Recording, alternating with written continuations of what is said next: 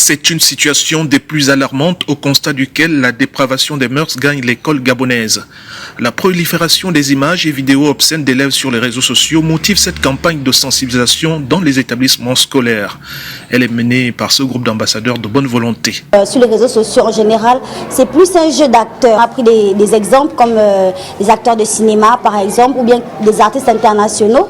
Et on voit bien la différence entre leur vraie vie justement et l'image qu'ils renvoient dans leurs différentes œuvres artistiques. Et j'ai répondu vraiment de manière très spontanée parce que c'est vraiment mon souci de sensibiliser les jeunes. Et puisque c'est moi que les jeunes écoutent, naturellement c'est à moi de les sensibiliser, quoi. Si le sexe, l'alcool, la drogue et la violence ont toujours existé en milieu scolaire, ils sont désormais banalisés. Mais pour les autres des élèves, c'est une jeunesse qui a besoin d'écoute et d'attention.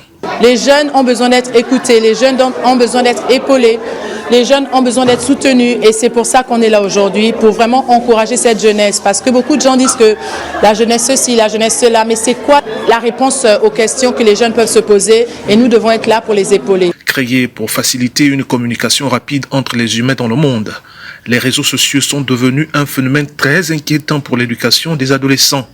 Le maire du 4e arrondissement de Libreville salue l'engagement citoyen des membres de sa délégation pour cette noble cause en faveur d'une jeunesse bien éduquée.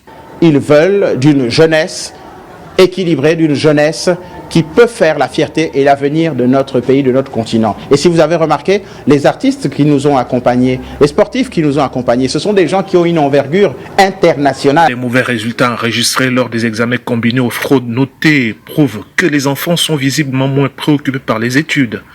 Selon les spécialistes des questions d'éducation, les principales causes de ces contre-performances sont liées en grande partie à l'addiction des élèves vis-à-vis de ces médias sociaux qui participent à la dépravation de leurs mœurs à cause de leur mauvaise utilisation.